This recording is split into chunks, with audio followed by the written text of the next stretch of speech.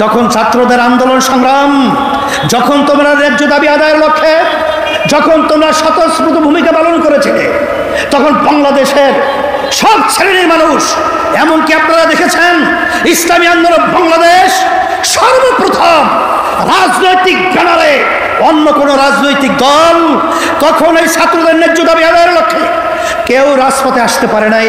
তখন ইসলামী আন্দোলন বাংলাদেশ তার সমস্ত সহযোগী সংগঠন আমাদের জান-মাল কুরবান করে ন্যায্য অধিকার বাস্তবায়নের পথে জেলে ঝুঁকি নিয়ে তাদের পাশে দাঁড়িয়েছিল। কিন্তু আজকে দুঃখ সহকারে বলতে হয়, যারা অন্তর্বর্তীকালীন সরকার আপনারা দায়িত্ব পালন করেছেন, রাজনীতি করতে করতে চুল পেকে গেছে, দাড়ি পেকে গেছে, দাঁত পড়ে গেছে, কিন্তু ওই চেয়ারে বসার সুযোগ হয় নাই। কিন্তু আজকে আল্লাহ আপনাদেরকে ওই চেয়ারে বসিয়েছেন। এ ত্যাগ শুধু আপনাদের নয়, এই ত্যাগ বাংলাদেশের প্রতিটা বাংলাদেশের জনগণের ত্যাগ হয়েছে। আজকে আপনারা বাংলাদেশে আজকে ইসলামকে, মুসলমানদেরকে এবং তাদের নীতি আদর্শকে অবজ্ঞা করবেন, তাদেরকে গুরুত্ব দিবেন না, এটা হতে পারে না, হতে দেওয়া যাবে না। স্মরণ করাই দিচ্ছি, এদেশে ৯২ জন মুসলমান বসবাস করে, এবং এই দেশের জন্য যদি কোনো কেউ কিছু করে থাকে,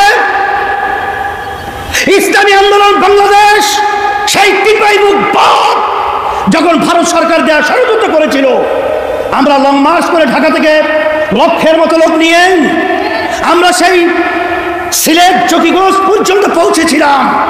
তখন আমরা অনেক দেশের দরদি দেখেছি, কিন্তু রাজপথে পাই নাই।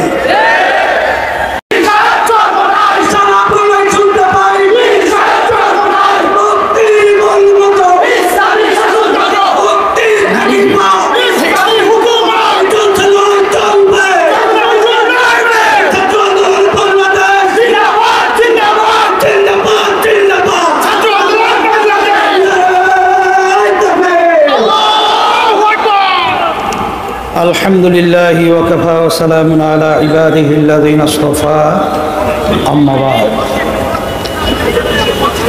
আউযু বিল্লাহি মিনাশ শাইতানির রাজীম। বিসমিল্লাহির রাহমানির রহিম।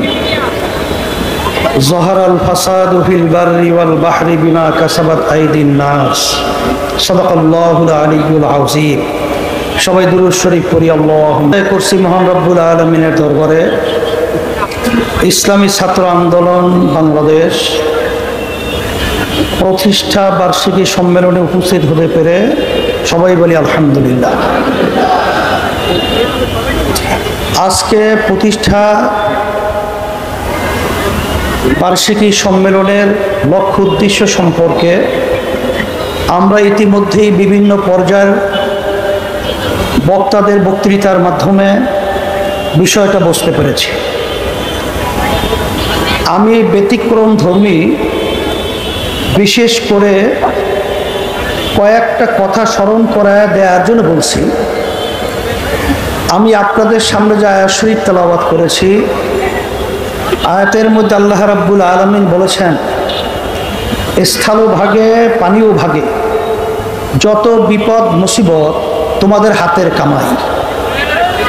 আজকে বাংলাদেশের স্বাধীনতার বয়স 53 বছর চলছে। এই 53 বছরে যাদের মাধ্যমে দেশ চলছিল, বর্তমানে চলছে, এখন বর্তমানে অন্তর্বর্তীকালীন সরকার তারা দেশ পরিচালনা করছে। এর আগে পর্যন্ত বলছি যে এদের মাধ্যমে আসলে আমাদের বাংলাদেশের মানুষ, আমাদের যা চাওয়া পাওয়া ছিল, বাস্তবে আমরা তাদের মাধ্যমে কিছুই পাই না।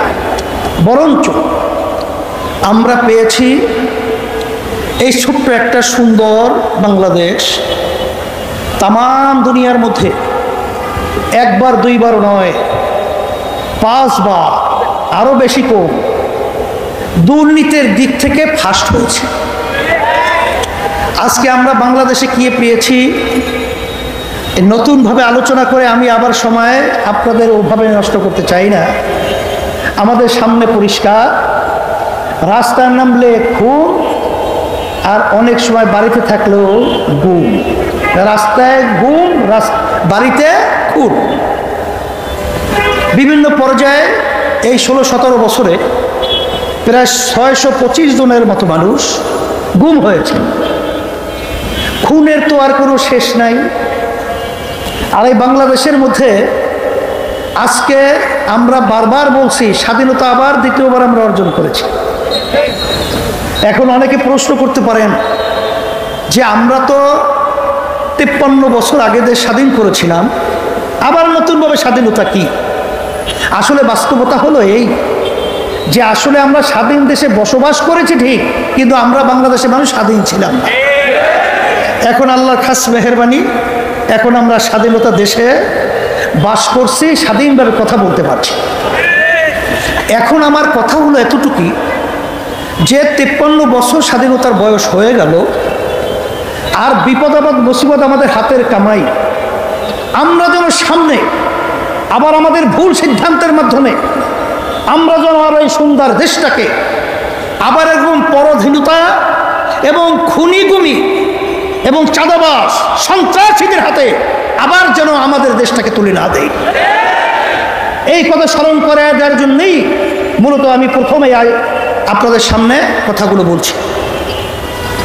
আর সাথে সাথে আমি ছাত্র আন্দোলনকে বলবো যে আলহামদুলিল্লাহ, শুকরিয়া আদায় করছি যে তোমাদের কার্যক্রম যখন এই দেশ দ্বিতীয়বার 5ই আগস্ট স্বাধীন হলো, তখন বিভিন্ন রাজনৈতিক দলের সহযোগী সংগঠন ছাত্ররা বিভিন্ন পর্যায়ে আমরা দেখেছি, তখন তাদের নিজের স্বার্থের জন্য তারা বিভিন্ন দেশকে সুন্দর পরিচালনা এবং শত শত হাজার মানুষ, অনেক মায়ের কোল খালি হলো, অনেক সন্তান বাপ হারা হলো, সন্তান হারা মা যখন বলতেছিল কয়েকদিন পর্যন্ত আমার সন্তান আমাকে মা বলে ডাকছে না, সেই কথা ভুলে গিয়ে ওই স্বার্থান্বেষী মহল এই বাংলাদেশের বিভিন্ন পয়েন্টে চাঁদাবাজি, সন্ত্রাসী, জায়গা দখল, বিভিন্ন পর্যায়ে অশান্তি করে তুলে বাংলাদেশকে অস্থিতিশীল করার চেষ্টা করেছে। সে সময় আমি তোমাদেরকে ধন্যবাদ জানাই যে তখন তোমরা বাংলাদেশের সংখ্যালঘু এবং অন্য যারা নাকি বাংলাদেশে অন্যান্য ধর্মাবলম্বী রয়েছে, তাদের মন্দির, তাদের গির্জা এবং তাদের জান মাল ইজ্জতের হেফাজতের জন্য তোমরা পাহারা দিয়েছ, তোমরা স্বতঃস্ফূর্ত তাদের পাশে থেকে তাদের জান মাল ইজ্জতের নিরাপত্তার দায়িত্ব পালন করেছ। শুধু তাই না, আমরা দেখেছি যখন বাংলাদেশ বিভিন্ন পর্যায়ে যখন প্রশাসন তাদের দায়িত্ব থেকে অনেকটা দেশ বিভিন্ন বিশৃঙ্খলায় সময় পার করছিল, তখন তোমরা রাস্তায় নেমেন, তখন তোমরা মানুষের যানজট নিরসনের জন্য তোমরা সেখানে ট্রাফিকের ভূমিকা পালন করেছ। আমরা দেখেছি যখন কোনো আহত ছেলেরা কাতরাচ্ছে রাস্তায়, তখন তোমরা তাদের পাশে গিয়ে তাদের সহযোগিতায় কাজ করেছ। আমরা দেখেছি বন্যার্থ যখন নাকি ভারত থেকে পানি ছেড়ে আমাদেরকে না জানিয়ে আন্তর্জাতিক আইন লঙ্ঘন করে আমাদের দেশকে ডুবিয়ে দেওয়ার যখন ষড়যন্ত্র করেছিল, তখন তোমাদের সেখানে স্বতঃস্ফূর্ত স্বেচ্ছাসেবক এবং সাথে সাথে তাদের অন্ন বস্ত্র, তাদেরকে বিভিন্ন চিকিৎসার ব্যবস্থা তোমরা করেছ। আমরা তোমাদেরকে ধন্যবাদ জানাই, আর সাথে সাথে তোমাদেরকে আহ্বান করছি, আসো, এ দেশ যদি একটা সুন্দর দেশ করতে হয়, তোমরা দেখেছ ছাত্রদের সংগ্রাম এই বাংলাদেশকে জালিম সরকারকে, খুনি সরকারকে উৎখাত করার সংগ্রামে বিজয় লাভ করেছে। আমাদের এক দায়িত্বশীল বলেছিলেন যে সব রাজনৈতিক দল একত্রিত হয়েও এই সরকারের বলতে গেলে এক কণারও লড়াতে পারে না, কিন্তু আলহামদুলিল্লাহ যখন ছাত্রদের আন্দোলন সংগ্রাম, যখন তোমরা ন্যায্য দাবি আদায়ের লক্ষ্যে যখন তোমরা স্বতঃস্ফূর্ত ভূমিকা পালন করেছিলে, তখন বাংলাদেশের সব শ্রেণীর মানুষ। এমনকি আপনারা দেখেছেন ইসলামী আন্দোলন বাংলাদেশ সর্বপ্রথম রাজনৈতিক ব্যানারে, অন্য কোনো রাজনৈতিক দল তখন এই ছাত্রদের ন্যায্য দাবি আদায়ের লক্ষ্যে কেউ রাজপথে আসতে পারে নাই।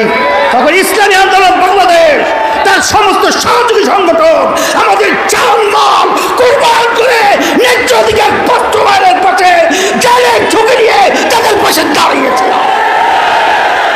কিন্তু আজকে দুঃখসাগরে বলতে হয়, যারা অন্তর্বর্তীকালীন সরকার আপনারা দায়িত্ব পালন করেছেন, রাজনীতি করতে করতে চুল পেকে গেছে, দাড়ি পেকে গেছে, দাঁত পড়ে গেছে, কিন্তু ওই চেয়ারে বসার সুযোগ হয় নাই। কিন্তু আজকে আল্লাহ আপনাদেরকে ওই চেয়ারে বসিয়েছেন। এ ত্যাগ শুধু আপনাদের নয়, এই ত্যাগ বাংলাদেশের প্রতিটা বাংলাদেশের জনগণের ত্যাগ রয়েছে।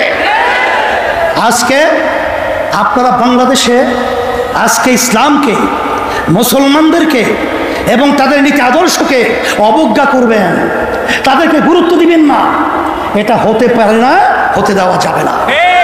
স্মরণ করাই দিচ্ছি, এদেশে শতকরা 92 জনের মুসলমান বসবাস করে, এবং এই দেশের জন্য যদি কোনো কেউ কিছু করে থাকে, ইসলামী আন্দোলন বাংলাদেশ সেই টিপাইমুখ বাদ যখন ভারত সরকার দেওয়া ষড়যন্ত্র করেছিল, আমরা লং মার্চ করে ঢাকা থেকে লক্ষের মতো লোক নিয়ে আমরা সেই সিলেট চকিগঞ্জ পর্যন্ত পৌঁছেছিলাম। তখন আমরা অনেক দেশের দরদি দেখেছি, কিন্তু রাজপথে পাই নাই। আমরা করোনার সময় দেখেছি, যখন মা সন্তানকে ফেলে পালিয়েছে, স্বামী স্ত্রীকে ফেলে পালিয়েছে, যখন আত্মীয় স্বজন তাদের পাশ থেকে পালিয়েছে, তখন ইসলামী আন্দোলন বাংলাদেশ এবং তার সমস্ত সহযোগী সংগঠন জানের ঝুঁকি নিয়ে তাদের খেদমতের জন্য পাশে গিয়ে তাদের সেবায় নিয়োজিত ছিল। আমরা দেখেছি যখন বাংলাদেশের মধ্যে কোনো দুর্যোগ, কত অন্যায়, যত অবিচার যখন প্রতিষ্ঠিত হয়েছে, ইসলামী আন্দোলন বাংলাদেশ এবং তার সমস্ত সহযোগী সংগঠন সর্বপ্রথম এর বিরুদ্ধে রাজপথে আমরা আওয়াজ তুলতে ভুল করি নাই। আপনারা ইসলামকে মূল্যায়ন করবেন না, গুরুত্ব দিবেন না, এটা হতে পারে না। আর শান্তি যদি আমরা চাই, একমাত্র ইসলামই হলো শান্তির প্রতীক। তার বাস্তবতা কথা আমি লম্বা করব না। আমি চরমোনা ইউনিয়নে 2003 সালে যখন চেয়ারম্যান হয়েছিলাম, এলাকার লোকের অনুরোধে, তখন প্রথম পর্যায়ে হিন্দুরা আমাদেরকে ভোট না দেওয়ার সিদ্ধান্ত নিয়েছিল। কেন? হুজুররা যদি ক্ষমতায় যায় তাহলে আমাদের মন্দির তো থাকবেই না, পূজা আশ্রয় করতে দেবে না। কারণ একটা প্রবাদ বাক্য আছে না, চুন খেলে চুন খাওয়ার পরে বুক পুড়ে যায়, দদি দেখলেও ভয় পায়। এইভাবে ইসলামকে তাম দুনিয়ার মধ্যে মিথ্যা অপবাদের মাধ্যমে আজকে চুন খাইয়া বুক পুড়ে, এখন দদি দেখলো ভয় পায়। ইসলাম হলো একটা দদি সম্মূল্য। এই ইসলাম খেলে শরীরে আরো ভালো হয়। দদি খাইলে কি খারাপ হয়? সেই দদি খাওয়ার পর আর শরীর সতেজ হয়, ভালো হয়। আসলে ওই নির্বাচনে আমাকে তেমন হিন্দুরা ভোট দেয় নাই। আমি তো আলহামদুলিল্লাহ চেয়ারম্যান হয়ে গেছি 2003 সাল। চেয়ারম্যান হওয়ার পরে এখন আপনারা চরমোনাইয়ের খবর নিয়ে দেখেন, সমস্ত হিন্দুরা দল টল বুঝে টুঝে না, একেবারে নির্দ্বিধায় ঝাঁকে ঝাঁকে ইসলামী আন্দোলনের প্রার্থীর পক্ষে তারা আজকে ভোট দেওয়ার জন্য উম্মাদের মতো পাগল হয়ে কাজ করছে। আপনারা লক্ষ্য করেছেন, এই শাহবাগী যখন হিন্দুরা অবস্থান নিয়েছিল, সাংবাদিকদের সামনে হিন্দুরা বলেছিল যে আমাদের মন্দির, আমাদের জানমাল নিরাপত্তার দায়িত্বের জন্য ইসলামী আন্দোলন বাংলাদেশ আগিয়ে আসছিল। বরিশালে যখন প্রশাসন আমাদেরকে ডেকেছিলেন এবং অন্যান্য রাজনৈতিক দল সহ, তখন হিন্দুরা বলেছিল যে ইসলামী আন্দোলন বাংলাদেশ এবং তার সমস্ত সহযোগী সংগঠন আমাদের জানমাল, আমাদের মন্দির গির্জা পাহারা দেওয়ার বিভিন্ন ভূমিকা পালন করেছে। এই জন্য আমি সকলকে তার আহ্বান জানাবো, যদি দুনিয়াতে শান্তি চান, আখেরাতে মুক্তি চান, একমাত্র তার নীতি আদর্শ গ্যারান্টি শান্তি ইসলাম। আমি ছাত্রদেরকে বলবো, মাঠ উর্বর, তোমরা মাঠে ময়দানে আমার ছেলেদেরকে দাওয়াত করো, তাদেরকে এই শান্তির ছায়াতলে নিয়ে আসার বিভিন্ন প্রক্রিয়া হাতে নাও, কাজ করো। হরকতে বরকত আন্দোলনের নড়াচড়া আল্লাহ রাব্বুল আলামিন আমাদের সকলকে এই সম্মেলন এবং এই সম্মেলনের মাধ্যমে শান্তির ব্যবস্থা দুনিয়াতে আখিরাতে মুক্তির ব্যবস্থা করে দেয়। আল্লাহুম্মা